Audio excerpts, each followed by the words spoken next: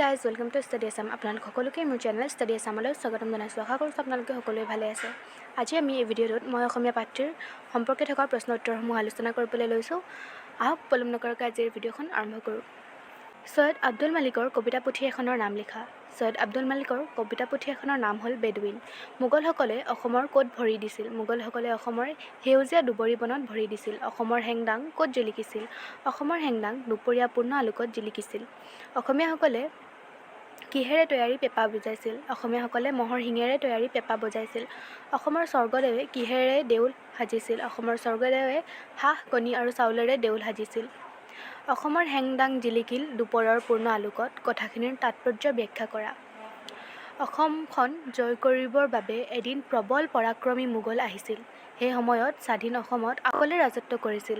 অসমখনক অনাসয়ে জয় কৰাৰ সপোন লৈ মোগলসকলে অসমত প্ৰৱেশ কৰিছিল। কাৰণ মোগলসকলে বহু ৰাজ্য জয় কৰিছিল আৰু নিজকে বিশ্ববিজয়ী বুলি ভাবিছিল। ভাৰতৰ পূব দিশৰ ৰাজ্য অসমখনক শক্তিহীন বুলি মোগলসকলে ভাবিছিল।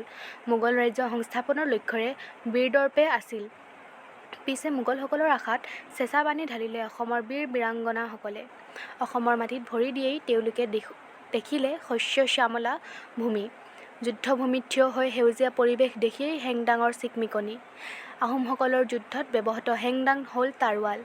সেই তাৰোৱাল হাতত লৈ দুগুণে উৎসাহ আৰু প্ৰবল পৰাক্ৰমেৰে যুঁজিছিল আহোমৰ বীৰ বীৰাংগনাই। সেই যুদ্ধত পৰাক্ৰমৰ মুখামুখি হৈ তিষ্ঠিব নোৱাৰিলে মোগলসকল আৰু পৰাজয় বৰণ কৰিবলগীয়া হ'ল। অসমৰ পুৰুষ নাৰীয়ে কেনেদৰে ৰণলৈ ওলাইছিল? নিজৰ ভাষাৰে লিখা। সপ্তম শতিকাত আহোমসকল আছিল স্বাধীন অসমৰ শাসক। সেই সময়ছোৱাত দিল্লীত থাকিও ভাৰতবৰ্ষৰ একছত্ৰী শাসক হোৱাৰ বাবে মন মেলিছিল মোগলসকলে। অন্য দেশসমূহৰ দৰে অসমখনকো আক্ৰমণ কৰাৰ উদ্দেশ্য মোগলসকলে অসমত ভৰি দিছিল। যিকোনো প্ৰকাৰেৰে দেশ জয় কৰাৰ অভিলাষ মনত লৈ তেওঁলোকে অসমত প্ৰৱেশ কৰি দেখিছিল চৌদিশে সেউজভূমি। মোগলসকলে যুদ্ধক্ষেত্ৰত প্ৰৱেশ কৰি বুজি উঠিছিল যে সেউজভূমিৰ বাসিন্দাসকল একে ৰঙা তেজৰে অধিকাৰী। দেশৰ হকে যুদ্ধ কৰিবলৈ তেওঁলোক প্ৰস্তুত। শত্ৰু সৈন্য অহা খবৰ পাই অসমৰ পুৰুষ মহিলা সকলোৱে হাতে হাতে হেংদাং লৈ যুদ্ধক্ষেত্ৰলৈ ওলাই আহিছিল। শত্ৰুৰ আক্ৰমণ বুকু পাতি ল'বলৈ তেওঁলোকে অকণো কুণ্ঠাবোধ কৰা নাছিল। শত্ৰুৰ সন্মুখত তেওঁলোকে শিৰণত কৰি মোগলসকল অহা বাটে উভতি গৈছিল। ক'ত অত বল পালে অসমৰ সেনানীয়ে? শুকান সান্দহ আৰু পানীৰ আজলিত। কথাষাৰৰ তাৎপৰ্য ব্যাখ্যা কৰা। এতিয়া আমি এই প্ৰশ্নটোৰ তাৎপৰ্য ব্যাখ্যা কেনেদৰে কৰে সেই সম্পৰ্কে আলোচনা কৰিম। উত্তৰ: প্ৰবল প্ৰতাপী মোগলসকল অসম জয় কৰিবলৈ মন মেলি সপ্তদশ শতিকাত অসমলৈ আহিছিল। অসমখন দুৰ্বল জাতিৰ দেশ বুলি মনতে ভাবি অনায়াসে বিজয়ৰ গৌৰৱ লাভ কৰিবলৈ প্ৰস্তুত হৈ আহিছিল। আহোমসকলে সেই সময়ত আকৌ অসমত ৰাজত্ব কৰিছিল। অসমখন মোগলৰ হাতলৈ অহাৰ আগতেই আহোমসকলে ৰণকৌশল তৈয়াৰ কৰিছিল। আকৌ সেই সময়ত অসমৰ পুৰুষ নাৰী সকলো ওলাই আহিছিল শত্ৰু সৈন্যক ভেটিবলৈ। ৰণচণ্ডী মূৰ্তিৰে যুঁজ আৰম্ভ সৈন্যবিলাকক দেখি মোগলসকল স্তম্ভিত হ'ল। অসমৰ লোকসকল অতিথি পৰায়ণ, সহজ সৰল আৰু কৃষিজীৱী বুলি সকলোৱে জানিছিল। তেওঁলোকৰ ধানৰ পৰা উৎপাদিত সামগ্ৰী খায়েই মোগলসকলে পেট প্ৰৱৰ্তাইছিল বুলি তেওঁলোকৰ মনতো এটা ধাৰণা হৈছিল। মোগলসকলে কেতিয়াও কল্পনা কৰিব পৰা নাছিল যে গৰম পানীৰে সান্দহ গুৰি জীয়াই থকা মানুহে ইমান বলৱন্ত হ'ব পাৰে। বীৰদৰ্পে যুঁজা অসমৰ সৈন্যৰ সন্মুখত মোগলৰ বীৰত্ব ম্লান পৰিল। দৰাচলতে মানসিক শক্তিয়েই বলীয়ান হৈ অসমৰ সৈন্যদলে লাভ কৰিলে দুগুণ শাৰীৰিক শক্তি। এতিয়া মই অসমীয়া কবিতাটোত অসমৰ প্ৰকৃতিৰ বিনন্দীয়া ৰূপ কিদৰে প্ৰতিফলিত হৈছে সেই সম্পৰ্কে আমি লিখিম। মই অসমীয়া কবিতাটোৰ মাজেৰে কবিৰ স্বদেশৰ প্ৰতি আনুগত্য আৰু স্বজাতিৰ প্ৰতি থকা নিভাঁজ ভালপোৱা প্ৰকাশিত হৈছে। অসমৰ অতীত ইতিহাস ব্যঞ্জিত হোৱা কবিতাটোত অসমৰ বুৰঞ্জীৰ নানা দিশ ফুটি উঠিছে। কবিতাটোৰ আৰম্ভণিতে কবিয়ে অসমখনক সেউজীয়া দুবৰিৰ দেশ বুলি কৈ শস্য শ্যামলা ভূমিৰূপে প্ৰতিপন্ন কৰিছে। অসমৰ বননিখনক মীনাকৰা বুলিও কোৱা হৈছে। পাহাৰে পৰ্বতে অসম ভূমিৰ প্ৰতিটো গছৰ পাতেই যেন সৌন্দৰ্যৰ আকাৰ। নিয়ৰ পৰি থকা পাতবোৰ ৰ'দ পৰি মণি মুকুতাহে যেন তেনেদৰে চিকমিকাই আছে। বনজ সম্পদৰে চহকী অসমৰ মূল্যৱান সম্পদ হৈছে হাতীদাঁত। অসমত আকৌ ভৰিত পিন্ধা খৰমৰ চোলাটোও হাতীদাঁতেৰেই সজা হয়। অসমৰ বাট-পথ, দলং আদিও মূল্যৱান মণিৰে সজা। বাঘৰ নখেৰে আঙঠি আৰু খাৰু আদিও তৈয়াৰ কৰা হয়। ম'হৰ শিঙেৰে পেঁপা প্ৰস্তুত কৰা হয়। অসমৰ নৈৰ বালিত সোণ এনেদৰে পোৱা গৈছিল যেন পুঠি মাছৰ দৰে। ক্ষুদ্ৰ মাছেও কাণত সোণ পিন্ধে। ভেকুলীৰ কপালত যেন ফুট লৈ সাজি-কাচি থাকে। প্ৰকৃততে আচলতে অসমক সকলো সুন্দৰ ৰূপে ধাৰণা কৰিবলৈ দিছে। কবি চৈয়দ আব্দুল মালিকৰ চমু পৰিচয় দিয়া। চৈয়দ আব্দুল মালিকৰ 1919 চনত গোলাঘাট জিলাৰ নাহৰণিত জন্ম হয়। তেওঁ অসমীয়া গল্প আৰু উপন্যাস সাহিত্যলৈ এক নতুন তৰংগ কঢ়িয়াই আনিছিল। তেওঁক গল্প সম্ৰাট বুলিও কোৱা হয়। এই প্ৰশ্নটো আমি এক্সামত আহিবলৈ দেখিবলৈ পাওঁ। এইটো বহুত গুৰুত্বপূৰ্ণ প্ৰশ্ন হয় যে তেওঁক কি বুলি কোৱা হয়। তেওঁক গল্প সম্ৰাট বুলি কোৱা হয়। তেওঁৰ একমাত্ৰ কবিতা পুথিখনৰ নাম হৈছে বেডুইন। এই প্ৰশ্নটোও পৰীক্ষাত আহিবলৈ দেখিবলৈ পোৱা যায়। তেওঁৰ কবিতাত শব্দৰ সুষম আৰু অৰ্থবহ ব্যৱহাৰ দেখা যায়। মালিকে ৰচনা কৰা কেইবাখনো উপন্যাস বহু সমাদত। তাৰ ভিতৰত সৰোজমুখীৰ স্বপ্ন, ৰূপতীৰ্থযাত্ৰী, ধন্য নৰতনু ভাল আদি উল্লেখনীয়। অঘৰী আত্মাৰ কাহিনী নামৰ উপন্যাসখনৰ বাবে তেওঁ সাহিত্য একাডেমী বঁটা লাভ কৰিছিল। এই প্ৰশ্নটো পৰীক্ষাত আহিবলৈ দেখিবলৈ পোৱা যায়। তেওঁৰ দ্বাৰা ৰচিত অন্য কেইখনমান গ্ৰন্থ হ'ল পৰশমণি, আধাৰশিলা, মহৰা ফুল, স্বাক্ষৰ, ছবিঘৰ, ৰঙাগৰা, ৰজনীগন্ধাৰ চকুলো ইত্যাদি। তেওঁৰ গল্প উপন্যাসৰ পৰা জেতুকা পাতৰ দৰে, মমতাজ আদি চলচ্চিত্ৰ নিৰ্মাণ হৈছে। তেওঁ 1977 চনৰ অসম সাহিত্য সভাৰ অভয়াপুৰী অধিৱেশনৰ সভাপতি আসনো অলংকৃত কৰিছিল। এই জনবিখ্যাত সাহিত্যিকৰ 2000 চনত দেহান্তৰ ঘটে। অসমলৈ যুঁজ কৰিবলৈ আহি মোগলসকলে অসমৰ ৰূপ কিদৰে বৰ্ণনা কৰিছে বুজাই লিখা। পৰাক্ৰমী মোগলসকল দেশ বিজয় কৰিবৰ বাবে অসমলৈ আহিছিল। মোগলসকলে অসমখন যাদুমন্ত্ৰৰ দেশ বুলি ভাবিছিল। পিছে অসমত প্ৰৱেশ কৰিয়েই ইয়াৰ প্ৰাকৃতিক সৌন্দৰ্য দেখি তেওঁলোক আচৰিত হৈ পৰিল। চৌদিশে অসম ভূমিৰ গছৰ পাতবোৰ যেন মীনা কৰা নিয়ৰসিক্ত দুৱৰীৰ পাতবোৰ যেন মুকুতা সদৃশ্য হৈ পৰিছিল। অসমখনৰ নৈৰ বালিত সোণ এনেদৰে পোৱা গৈছিল যেন অসমৰ ধূলিত পুঠি মাছৰ দৰে ক্ষুদ্ৰ মাছেও কাণত সোণৰ থুৰীয়া পিন্ধিছিল। ভেকুলীবোৰ কপালত ফুট লৈ সাজি-কাচি আছিল।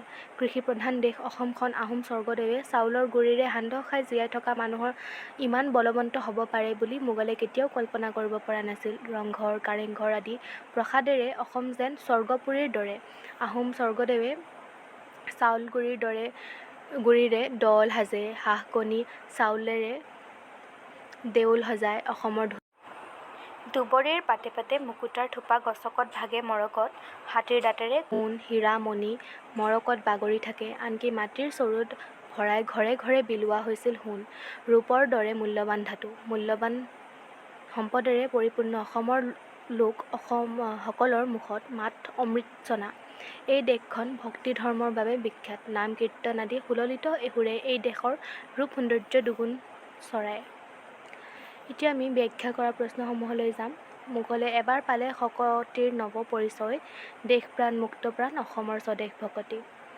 প্ৰসংগ: উক্ত কবিতাফাঁকি আমাৰ পাঠ্যপুথিৰ অন্তৰ্গত চৈয়দ আব্দুল মালিকৰ দ্বাৰা ৰচিত মই অসমীয়া পাঠটিৰ পৰা তুলি দিয়া হৈছে। সংগতি: কবিতাফাঁকিৰ জৰিয়তে কবিয়ে ক'ব বিচাৰিছে যে যুদ্ধক্ষেত্ৰত অসমীয়াৰ স্বদেশ প্ৰেমৰ পৰিচয় মোগলসকলে কেনেকৈ পালে সেই বিষয়ে ক'ব বিচাৰিছে। ব্যাখ্যা: সপ্তদশ শতিকাত আহোমসকল অসমৰ শাসক আছিল। মোগলসকলে অন্য প্ৰান্তত থাকি অসমখনক আক্ৰমণ কৰিবৰ বাবে মন কৰিছিল। অন্য প্ৰান্তত থাকিও অসমখনত আক্ৰমণ কৰাৰ উদ্দেশ্য মোগলসকল আহি অসমত ভৰি দিলে। অসমখনক জয় কৰাৰ অভিলাষ মনত লৈ তেওঁলোকে অসমত প্ৰৱেশ কৰি দেখিলে চৌদিশে সেউজীয়া ভূমি। মোগলসকলে অসমত প্ৰৱেশ কৰিয়েই সেউজীয়া ভূমিৰ বাসিন্দাসকলক একে ৰঙা তেজৰ অধিকাৰী বুলি বুজি পালে। দেশ ৰক্ষাৰ হকে যে অসমৰ পুৰুষ মহিলা সকলে যুদ্ধক্ষেত্ৰ ৰঙালী কৰিবলৈ প্ৰস্তুত হয় সেই কথা মোগলসকলে অনুমান কৰিব পাৰিলে। অসমৰ পুৰুষ মহিলাসকলে শত্ৰুৰ আক্ৰমণ বুকু পাতি ল'বলৈ অকণো কুণ্ঠাবোধ কৰা নাছিল। শত্ৰুৰ সন্মুখত তেওঁলোকে শিৰনত কৰি মোগলসকল অহাবাটে উভতি গৈছিল। হাতীৰ দাঁতেৰে কৰে খৰমৰ চোলা, ভৰি ধুয়ে পোৱালৰ ভৰা দলঙত।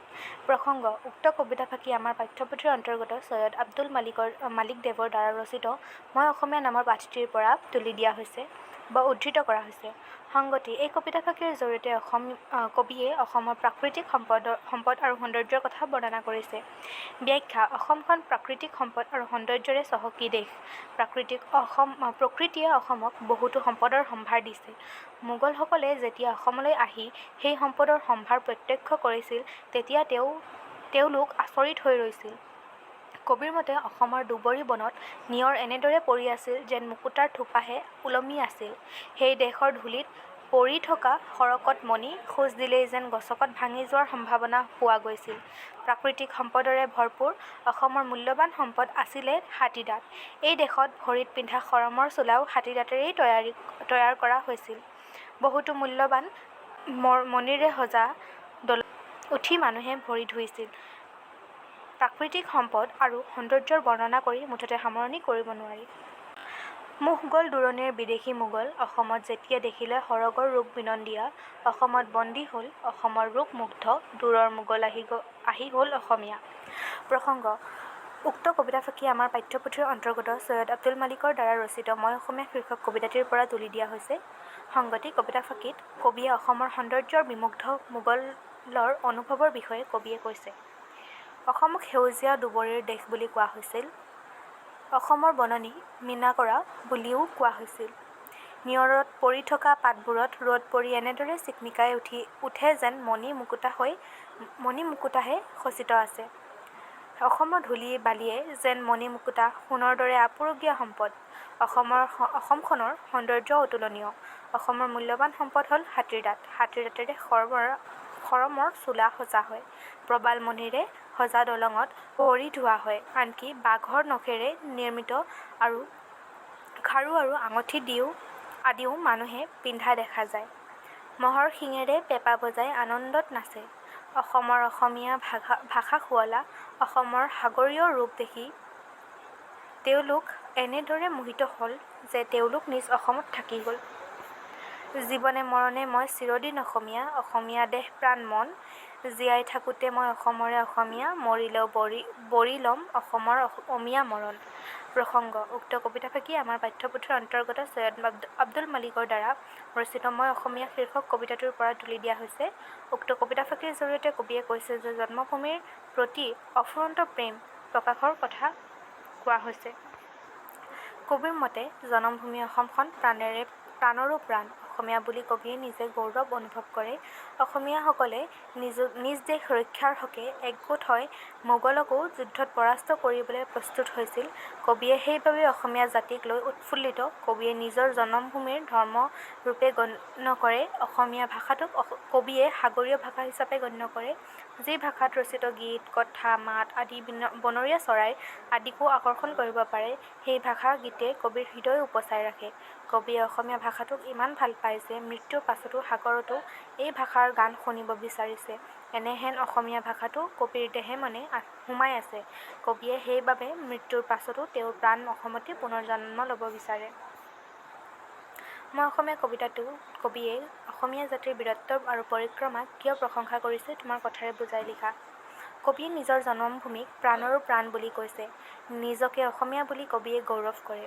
প্ৰবল প্ৰতাপী মোগলসকলকো অসমৰ পুৰুষ মহিলাই ৰণচণ্ডী মূৰ্তি লৈ যুঁজত পৰাজয় কৰিছে। কবিয়ে হেংদাং লৈ যুদ্ধ কৰি মোগলক পৰাস্ত কৰি খেদি দিয়াৰ বাবে অসমৰ সন্তানসকলক লৈ গৌৰৱ অনুভৱ কৰে। গৰম পানীৰে সান্দহগুৰি খাই জীয়াই থকা মানুহ ইমান শক্তি ক'ৰ পৰা আহে তাকে ভাবি কবি আচৰিত হ'ল।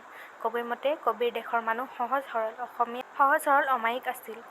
এই অসম দেশৰ মানুহৰ মুখৰ মাততো মৌ সৰা আছিল। ইমান কোমল অন্তৰৰ মানুহ যে দেশ ৰক্ষা কৰিবলৈ বজ্ৰকঠোৰ হ'ব পাৰে, সেই কথা কবিয়ে কেতিয়াও ভাবিব পৰা নাছিল। সেইবাবে কবিয়ে অসমীয়া জাতিৰ বীৰত্ব আৰু পৰিক্ৰমাক লৈ প্ৰশংসা কৰিছে। কবিয়ে কিয় মৰাৰ পাছতো পুনৰ অসমত জনম ল'ম বুলি ভাবিছে। কবিৰ বাবে নিজৰ জন্মভূমিখন প্ৰাণৰো প্ৰাণ। কবিয়ে নিজকে অসমীয়া বুলি গৌৰৱ কৰে। প্ৰবল প্ৰতাপী মোগলসকলো অসমৰ পুৰুষ মহিলাই ৰণচণ্ডী হৈ যুঁজত পৰাজয় কৰে। কবিয়ে নিজৰ জন্মভূমিখনক ধৰ্মৰূপে গণ্য কৰে। অসমীয়া ভাষাটোক কবিয়ে সৰগীয়া ভাষা হিচাপে গণ্য কৰে। যি ভাষাত ৰচিত গীত মাতে বনৰীয়া চৰাইকো আকৰ্ষণ কৰিব, সেই অসমীয়া ভাষাৰে গীত কবিতা আদিয়ে কবিৰ অন্তৰ চুই যায়। কবিয়ে জন্মৰ পিছত অসমীয়া ভাষাটোকে আই সম্বোধন কৰিছে। কবিয়ে আই সম্বোধনেৰেই এদিন নিজৰ জন্মভূমিত প্ৰাণ ত্যাগ কৰিব বিচাৰিছে। কবিয়ে অসমীয়া ভাষাটোক ইমান ভাল পায় যে মৃত্যুৰ পাছতো সৰগৰ অসমীয়া ভাষাটো শুনিব বিচাৰিছে। অসমীয়া ভাষাটো কবিৰ দেহে মনে সোমাই গৈছে। সেইবাবে কবিয়ে মৃত্যুৰ পাছতো অসমতেই পুনৰ জন্ম ল'ব বিচাৰিছে। কবিয়ে নিজৰ জন্মভূমিৰ বাবে চিৰকৃতজ্ঞ।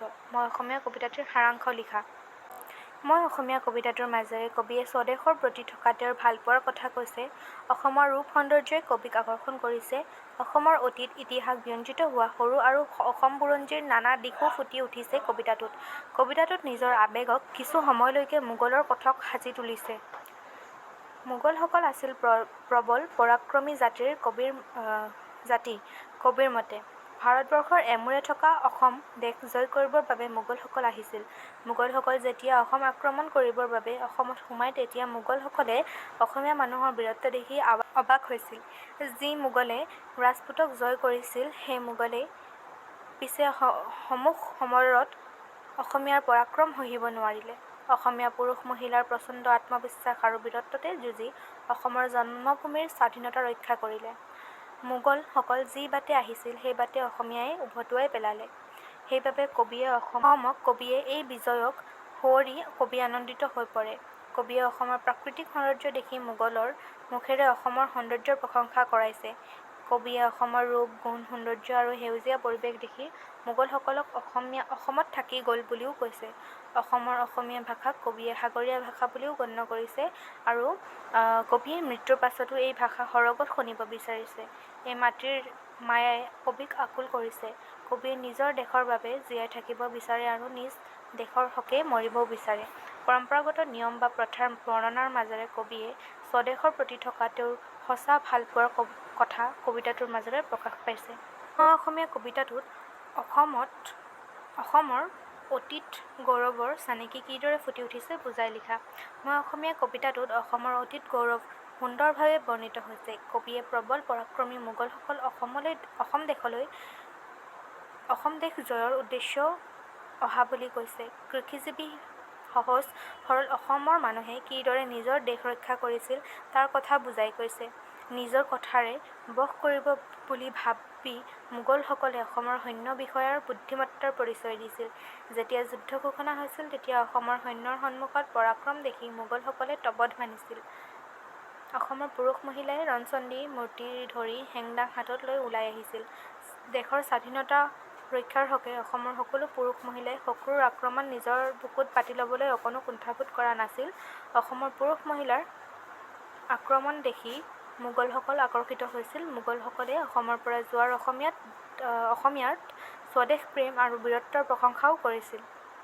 এনেদৰে কবিয়ে সুন্দৰভাৱে অসমত অতীত গৌৰৱৰ বৰ্ণনা কবিতাটোত ফুটাই তুলিছে। এতিয়া আমি ভাব বিষয়ক প্ৰশ্ন উত্তৰসমূহ কৰিম। ইয়াত প্ৰশ্ন দিছে ব্যাস বাক্যসহ সমাসৰ নাম লিখা। স্বৰ্ণপুৰী, স্বৰ্ণৰ পুৰী ষষ্ঠী, তৎপুৰুষ সমাস। মুক্তগীত, মুক্তজী গীত কৰ্মধাৰয় সমাস। অনিৰুদ্ধ, ৰুদ্ধ নহয় যি গতি বহুব্ৰীহি সমাস। নিষ্কৰ্মা, কৰ্ম নাই যাৰ বহুব্ৰীহি সমাস। তলৰ শব্দবোৰৰ নিচিনা পাঁচটা শব্দ সাজা। বাঘ, নখ, হাঁহ-কণী, মহ-শিং। বাঁহগাজ, কলবাৰী, মৌজোল, নেমুৰস, হাতীদাঁত আদি। বিপৰীত শব্দ লিখা। গৌৰৱ, কালিমা। আলোক, আন্ধাৰ। স্বাধীনতা, পৰাধীনতা।